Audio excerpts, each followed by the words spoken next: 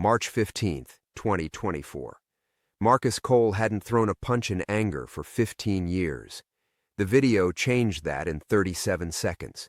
Some 20-year-old with a podcast thought it was funny, mocking a dead 8-year-old girl named Sarah, making jokes about how she got what she deserved.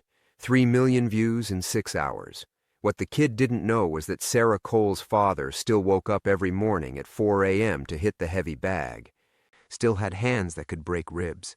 Still carried the kind of rage that made grown men cross the street. The gym security cameras caught everything that happened next. The footage never made it to police. But everyone in Newark heard the story. How Marcus walked into that warehouse where they filmed the podcast. How he didn't say a word. How the kid never streamed again. But that's not the story that matters. The real story started when Marcus found out who paid the kid to make that joke. Before we jump back in, tell us where you're tuning in from, and if this story touches you, make sure you're subscribed because tomorrow I've saved something extra special for you. The warehouse still smelled like copper and fear 3 days later. Marcus stood in the doorway, watching Newark PD's crime scene unit pack up their equipment. Detective Rivera approached with that look cops get when they know they're about to waste everyone's time. "We're closing it as self-defense," Rivera said, not meeting Marcus's eyes. Kid had a knife. Marcus said nothing. They both knew the knife had been planted. They both knew the real story would never make the papers. In Newark, some conversations happened in silence, and this was one of them. "You should know," Rivera continued, lowering his voice. The kid's phone was wiped clean. "Professional job. Whatever led you here, someone doesn't want it found." That was the first crack in the wall Marcus had built around his daughter's death. For 15 years, he'd accepted the official story. Drunk driver, tragic accident, case closed. Sarah walking home from school, wrong place at the wrong time. The driver got 5 years, served 3, disappeared into witness protection after receiving death threats. Clean, simple, bullshit. Marcus drove back to Thunder's gym in silence, his knuckles still tender beneath the tape. The building sat on Hawthorne Avenue like a fortress against the decay creeping through the neighborhood. Steel mesh on the windows, concrete walls thick enough to muffle the sound of leather hitting flesh. Home for 63 kids who had nowhere else to go. The afternoon session was already in progress when he walked through the doors. 12-year-old Destiny was working the speed bag with the focused intensity of someone trying to punch her way out of poverty. Miguel, 16 and built like a middleweight, sparred with controlled aggression against Tommy Chen, whose parents drove him here from the suburbs because they'd heard Marcus could teach discipline. "Where you been, coach?" Destiny called out without missing a rhythm. Miguel's been talking trash about his footwork again. "My footwork's perfect," Miguel shot back, ducking a jab. "Tell him, coach." Marcus grabbed his clipboard from the office, the familiar routine settling over him like armor. This was his ordinary world now, teaching kids to channel their anger into something productive, to find strength without losing themselves to violence. The irony wasn't lost on him. "Miguel, your footwork looks like you're dancing at your cousin's quinceañera," Marcus said, earning laughter from the other kids. Destiny, less mouth, more focus. But even as he moved through the motions, adjusting stances, calling out combinations, checking protective gear, Marcus's mind kept returning to Rivera's words. Professional job. Someone wiped the kid's phone clean before the cops ever arrived. That meant planning, resources, money. The influencer, Derek Walsh, 22 years old according to his social media, had been nobody special.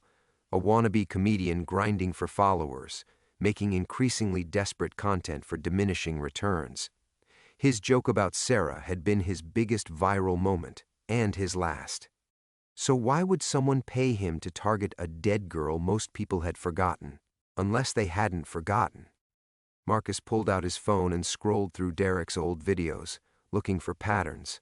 Most were typical garbage, pranks, reaction videos, desperate attempts at controversy. But 3 months ago, something changed. Better equipment, professional editing, a sponsor logo Marcus didn't recognize in the corner of each video. "Coach, you good?" Marcus looked up to find Destiny standing beside him, her hand wraps hanging loose around her wrists. The gym had gone quiet, 20 pairs of eyes watching him with concern. "Yeah," he said, pocketing the phone. "Just thinking. You've been thinking a lot lately," she observed. "And you got that look." "What look?" "The same one Miguel gets before he does something stupid." Miguel protested from across the gym, but Marcus was already moving toward his office. In the filing cabinet behind his desk, beneath insurance papers and equipment receipts, sat a manila folder he hadn't opened in years. Sarah's case file, copied from police records by a sympathetic clerk who'd known his daughter. The photos still hit him like body shots. Sarah's backpack, books scattered across wet asphalt, the twisted wreckage of a silver Honda that had blown through a red light at 60 miles per hour. The driver, James Morrison, slumped over the wheel with a blood alcohol level of 15. But for the first time in 15 years, Marcus read past the accident report to the witness statements. A homeless man who said he saw a second car leaving the scene. A traffic camera that mysteriously malfunctioned 30 seconds before impact. An EMT who noted Morrison seemed more unconscious than drunk when they pulled him from the vehicle. Details that raised questions that were never asked. Marcus closed the file and looked through his office window at the kids finishing their workouts. Tomorrow they'd be back, trusting him to make them stronger without making them dangerous. They saw him as proof that violence could be controlled, channeled, made righteous. They had no idea what he was capable of when that control slipped. Marcus sat in his office chair as the last of the gym's lights dimmed, the file still open on his desk like an accusation. The photos stared back at him. Sarah's broken glasses, the impact crater in the Honda's windshield, Morrison's pale face slack with unconsciousness or something worse. 15 years of careful compartmentalization crumbling with each detail he'd forced himself to ignore. The homeless man's statement was 2 sentences, buried on page 14. Saw another car speed away right after crash, dark sedan, maybe BMW. Below it, a detective's note, witness intoxicated, statement unreliable, case closed before it opened. Through the office window, the gym floor stretched out like a cathedral of controlled violence. Heavy bags hung motionless in the darkness, speed bags silent after hours of rhythmic punishment. This place had become his sanctuary, built from insurance money and guilt, every brick laid as penance for what he'd done the night Sarah died. Not what he'd done to avenge her, what he'd done because of his own rage. Marcus pulled out his wallet and found the photo he carried everywhere. Sarah at 14, gap-toothed and grinning, holding up the trophy from her first science fair. She'd built a volcano that actually erupted, covering half the gymnasium in foam. The principal had been furious, but Sarah just laughed, foam in her hair, proud as any champion Marcus had ever trained. "You would have been 29 next month," he whispered to the photo. "Probably married, maybe kids of your own." The building settled around him with familiar creaks and sighs. Somewhere in the walls, pipes gurgled like old bones. The radiator in the corner clicked its metallic rhythm, the same sound that had lulled him to sleep on countless nights when he'd worked too late to avoid going home to his empty apartment. His phone buzzed. A text from Elena, the social worker who referred most of his kids. "Destiny's mom wants to know if you can give her a ride to the tournament Saturday. Car's in the shop again." Marcus typed back, of course. Another thread in the web of trust these families had built around him. Destiny had been coming here for 3 years, ever since her older brother got shot outside their building. She'd arrived angry and afraid, throwing wild haymakers at anything that moved. Now she had discipline, focus, a chance at the Golden Gloves when she turned 16. She also had a father serving life in Rahway for armed robbery and a mother working 2 jobs to keep them housed. If Marcus disappeared, arrested, killed, or simply gone, Destiny would have no one to drive her to tournaments, no one to pay for her equipment when money got tight, no one to call when she needed an adult who believed in her future more than her past. The same was true for Miguel, whose immigration status made his family invisible to most of the system. For Tommy, whose suburban parents paid Marcus to teach their sons something they couldn't, how to stand up to bullies without becoming one. For all 63 kids who trusted him to be present, stable, safe. Marcus closed Sarah's file and locked it back in the drawer, but the questions followed him like shadows. A professional phone wipe suggested money, organization, resources beyond what a small-time influencer should have. The kind of power that could bury evidence, intimidate witnesses, make inconvenient truths disappear. the kind of power that had kept him from asking the right questions 15 years ago, when grief had made him accept simple answers to complicated problems. He stood and walked to the window overlooking Hawthorne Avenue. Newark at night was a city of careful movements, people walking quickly between pools of streetlight, corner stores glowing like beacons, police sirens wailing in the distance like urban coyotes. This neighborhood had shaped most of his kids, taught them to recognize danger, to move through violence without being consumed by it. Marcus had learned the same lessons, but later, and at a higher cost. His reflection stared back from the window glass. 58 years old, gray threading through his close-cropped hair, scars on his knuckles from a lifetime of fighting. The kids saw strength in that reflection, security. They didn't see the fault lines running through him, the careful balance between protector and destroyer that kept him functional. Tomorrow he would unlock the doors at 6 a.m., turn on the lights, start the coffee. Destiny would arrive first, as always, eager to work the heavy bag before school. Miguel would follow, then Tommy, then the others, each one carrying their own carefully controlled violence, their own reasons for needing this place to exist. They would trust him to be present, to guide them, to remain the steady center around which their small worlds revolved. They would have no idea that their coach was remembering how it felt to kill a man with his bare hands, or that he was considering whether he might need to do it again. The radiator clicked. The building settled. Marcus locked the office and headed home to plan his next move. Marcus's apartment sat above a Korean grocery store on Ferry Street, 3 rooms that smelled like kimchi and regret. He climbed the narrow stairs, each step echoing in the stairwell like gunshots. The day's heat still clung to the walls despite the October chill creeping through cracked windows. He'd lived here for 12 years, ever since selling the house where Sarah had grown up. Too many ghosts in those suburban hallways, too many mornings waking up and forgetting she was gone. This place was deliberately temporary, furnished with second-hand chairs and a fold-out couch, nothing that couldn't be abandoned if necessary. Marcus dropped his keys on the kitchen counter and opened the refrigerator. Leftover Chinese food, energy drinks for the kids, a 6-pack of beer he'd been nursing for 2 weeks. He grabbed a bottle and twisted off the cap, the sound sharp in the silence. His phone rang. Unknown number. Marcus almost let it go to voicemail. Nothing good ever came from calls this late. But something made him answer. Maybe the same instinct that had kept him alive through 15 years of professional fighting and 5 more of trying to forget. Yeah? Static crackled across the connection. Then a voice. Electronically distorted but unmistakably deliberate. Thunder Cole. The name hit him like a body shot. Nobody had called him Thunder in 15 years. Not since the night he'd retired from boxing after beating Jimmy Torino so badly the man spent 3 days in a coma. That was the fighter's name, the killer's name. Marcus was who he'd become after. Who is this? Someone who knows what really happened to Sarah. The beer bottle slipped from Marcus's hand, shattering against the linoleum floor. Glass scattered like frozen tears, liquid pooling around his boots. His carefully controlled world tilted sideways. 15 years of accepted truth cracking like ice in spring. You still there, Thunder? Marcus's throat felt packed with concrete. Keep talking. James Morrison wasn't driving that night. He was unconscious in the passenger seat when they switched him behind the wheel. Blood alcohol came from a bottle they poured down his throat after the crash. The apartment walls seemed to be closing in. Marcus gripped the counter, knuckles white against the fake marble. Prove it. Check your email. The line went dead. Marcus stared at his phone, hands trembling with an emotion he couldn't name. Rage, hope, terror. They all felt the same when the ground shifted beneath 15 years of carefully constructed peace. He stepped over the broken glass, ignoring the beer soaking through his socks, and pulled out his laptop. One new message, sent from an encrypted account, thundernostruth@protonmail.com.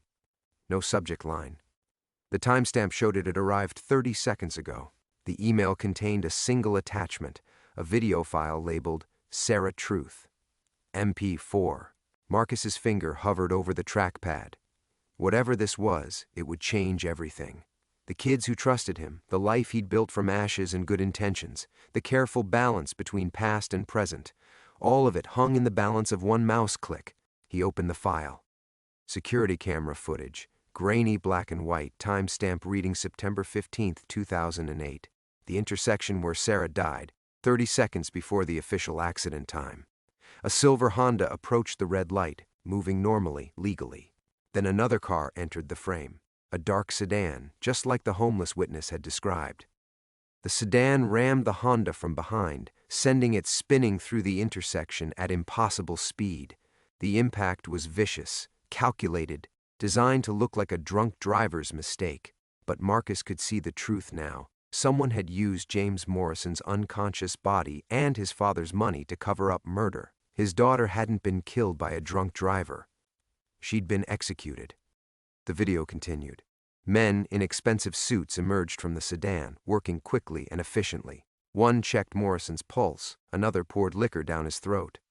They switched Morrison's unconscious body from passenger to driver's seat, arranged the scene, made their calls. The whole operation took 4 minutes. Professional, organized, planned. The final frames showed something that made Marcus's blood freeze. One of the men turned toward the camera, face clearly visible. Detective Rivera, 15 years younger but unmistakable. The same cop who'd just closed Derek Walsh's death as self-defense. The same man who'd handed Marcus the official story about Sarah's accident with sympathetic eyes and careful lies. Marcus slammed the laptop shut, but the images burned behind his eyelids. Sarah walking home from school, targeted and killed by people with resources and reach far beyond anything he'd imagined. 15 years of grief based on lies. 15 years of the wrong man sitting in prison while the real killers lived free. His phone buzzed with another message from the encrypted account. They killed your daughter to send a message. Now it's your turn to send one back. The careful equilibrium Marcus had built around his life shattered like the beer bottle on his floor. Tomorrow morning, Destiny would arrive at the gym expecting her coach. The kids would trust him to guide them, protect them, remain the steady center of their small worlds. But Thunder Cole was awake now, and Thunder remembered how to kill. Marcus didn't sleep. He sat on his couch until dawn, laptop closed beside him, watching the encrypted phone number that had shattered his world. Every few minutes he'd pick up his phone to call Detective Rivera, then set it down again. What would he say? "I know you murdered my daughter" sounded insane, even to him.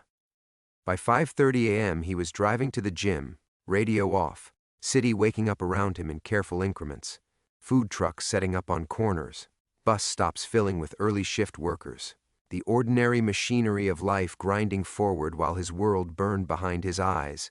The gym's parking lot was empty except for Destiny, sitting on the front steps with her gear bag. She looked up as he pulled in, checking her phone with the impatience of youth. "You're late," she called out. Door was supposed to open 10 minutes ago. Marcus fumbled with his keys, hands unsteady. The simple act of unlocking the door felt monumental, like crossing a threshold he couldn't uncross. Once these kids trusted him to be present, how could he explain what he might have to become? Coach? Destiny was studying his face. "You look like hell." Didn't sleep much. He flipped on the lights and the familiar space materialized around them. Heavy bags, speed bags, the ring where he'd taught dozens of kids to channel their anger into something productive. It felt smaller this morning, like a cage. Destiny dropped her bag and started unwrapping her hands. "My mom says you get 1 day to feel sorry for yourself, then you gotta move forward. Whatever's eating you, punch it out." If only it were that simple. Marcus went through the motions, checking equipment, setting up the morning routine, while his mind replayed the video. Rivera's face turning toward the camera. Professional efficiency. 4 minutes to destroy a life and bury the truth. Miguel arrived at 6:15, followed by Tommy and 3 other regulars. The gym filled with familiar sounds, gloves hitting leather, jump ropes slapping concrete, the rhythmic breathing of athletes pushing their limits. Marcus moved between them like a ghost, offering corrections and encouragement, while part of him remained frozen in that security footage. "You're distracted today," Tommy observed during a water break. His suburban polish couldn't hide the street smarts his parents paid Marcus to teach him. "Something's wrong, just tired." But Tommy's comment rippled through the group. These kids read danger like weather. They'd survived by recognizing when adults were lying, when situations were about to go sideways. Marcus watched them exchange glances, the unspoken communication of children who'd learned not to trust easily. His phone rang at 8:30. Detective Rivera's name on the display. Marcus stepped into his office and closed the door. Rivera. Morning, Marcus. Need to ask you a few more questions about the Walsh situation. Rivera's voice carried that careful cop neutrality, but something underneath felt different, tighter. You got time to come down to the station? Through his office window, Marcus watched Destiny work the speed bag. Her rhythm was perfect now, 3 years of training evident in every movement. She trusted him completely, the way Sarah used to trust him to fix everything broken in her teenage world. Can it wait? I've got kids here until noon. Actually, it can't. A pause. New information came to light. About your whereabouts the night Walsh died. The words hit Marcus like cold water. Rivera knew something, or suspected something, or was fishing. Either way, the careful distance Marcus had maintained from his past was collapsing. What kind of information? Better discussed in person. How's 1 o'clock? Marcus closed his eyes. Through the office door came the sound of leather hitting flesh. Kids pushing themselves toward something better than their circumstances had promised them. If he went to this meeting, if Rivera arrested him or simply made him disappear, what happened to them? Fine. 1 o'clock. He ended the call and sat in his desk chair, staring at the locked drawer that held Sarah's case file. The truth was out there now, demanding action. But every move he made toward it pulled him further from the life these kids needed him to live. A soft knock interrupted his thoughts. Destiny stood in the doorway, hand wraps bloody from overwork. Coach, you need to see something. She led him to the front desk, where his computer sat open to a local news website. The headline made his stomach drop.